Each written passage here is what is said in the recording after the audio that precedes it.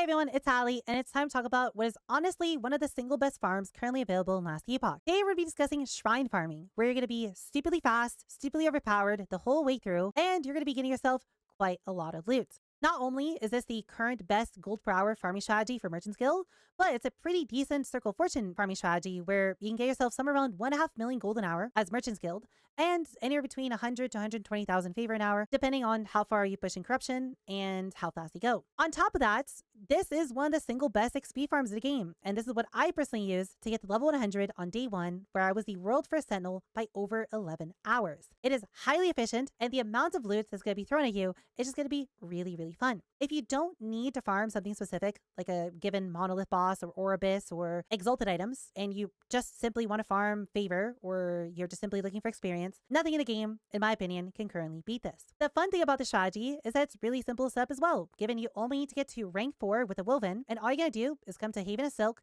talk to Mask, and buy yourself some Lostwood Follies and some false temples. Now, you're going to need some around 10 to 20,000 amber to really get this going. But the nice thing about this is that it's amber positive, so you'll very quickly start racking up a very large amber pool. Now, the strategy is really simple.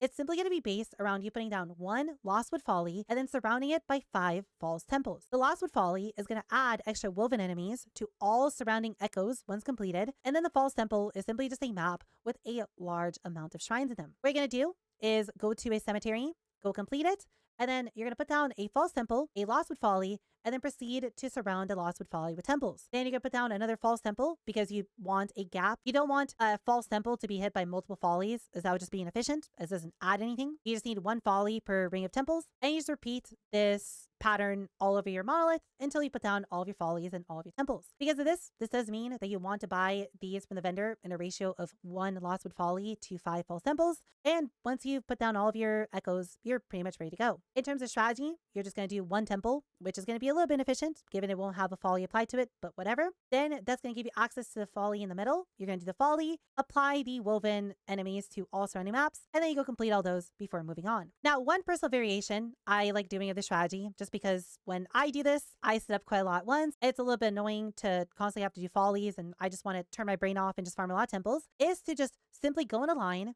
and do every single folly along the way. So I'd go to this one, then I'd path through these nodes and get this folly, and then path through these nodes to get this folly. As that way, every single map will immediately be set up and everything will have a folly applied to them. And then I can simply just go back to wherever I started from and just backfill and just do every single node along the way. That way, I just basically turn my brain off for several hours and just farm without having to really think. It's up to you. You can do it in any order you want to. You can progress this folly, do it, and then do all the nodes around it, and then go this folly, do all the nodes around it, and so on and so forth. It's just personally, if you want to have a little bit more of a brain off version of the strategy, I prefer doing it that way. Now, in terms of Weaver Tree Fish strategy, it's honestly fairly simple. Realistically, all we need to do is go and grab ourselves all of the echoing nodes, ideally sealed riches, echoing riches, and commoner's riches, as these will give you quite a lot of imprints very often while doing the strategy. You're going to want to get yourself Gift of Allegiance to get more favor, because favor is always good. And then realistically, all we need is just the loot lizard nodes at the bottom of the tree. Because we have so many shrines each map, sealed shrines procs very often, and with that you get yourself quite a lot of gilded tails, meaning you get quite a lot of extra splits from your lizards, giving you a lot more loot. What you ideally want to also pick up is going to be Memories of Fortune,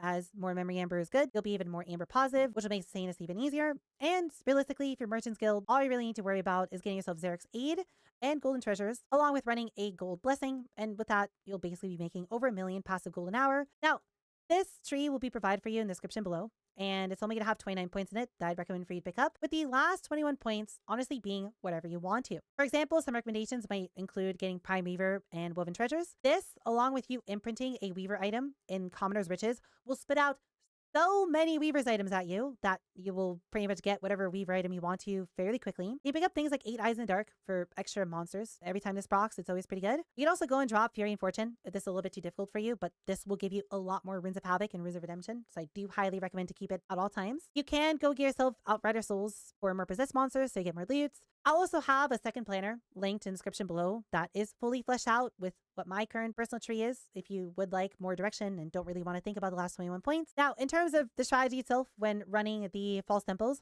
what I'd recommend after doing hundreds of them at this point would be to do a large circle around the outside of the map. It has this inner area and a giant outer area, and just clearing everything there and then going through the middle area I found to be the most efficient way of farming it, and it'll just save you around maybe half a minute to a minute if you do choose to do it that way. It is random where you start in the map, but the map layout itself is always exactly the same. There's no RNG to it. So after a while, you get used to all the hallways and exactly how they wind. All you have to do is just simply click the shrines and have fun, get a lot of loot. And I always highly recommend for you to full clear this every time because, well, shrines are good. There's a lot of rares in there and you'll get yourself quite a lot of favor and quite a lot of loot. There's nothing really else to strategy. It's very simple, very fun, very easy to put together, and it's just an enjoyable way to turn your brain off and make a lot of progress very efficiently. If you have any questions on this, feel free to leave a comment in the comments below. I'd be more than happy to help you as soon as I can. I also stream on Twitch every single day, so feel free to come by Twitch and ask me your questions there. Or if you simply want to come by and come and hang out with other cuties and be a part of our community, or if you want to come and join our Discord, I'd be more than happy to see you there as well. With all that said, I hope you have a wonderful rest of your day, and I'll see you all in the next video.